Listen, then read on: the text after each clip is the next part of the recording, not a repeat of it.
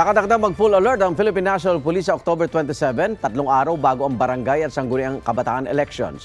Ayon kay PNP spokesperson Jean Pajardo, mananatili ang alert na yan hanggang matapos ang undas. Sa Biyernes, October 27 naman, sisimulan ng offline undas ng MMDA. Tinatayang nasa mahigit 1,400 ang mga tauhan nila itatalaga sa mga sementeryo at kalsada. Naka-code white alert naman ang DOH Calabarzon sa darating na barangay SK elections at undas. Ibig sabihin, nakahanda ang lahat ng mga medical personnel sa mga ospital at iba pang pasilidad. Bilang paghahanda ito sa posibleng pagdagsa ng mga tao sa election precinct at mga sementeryo.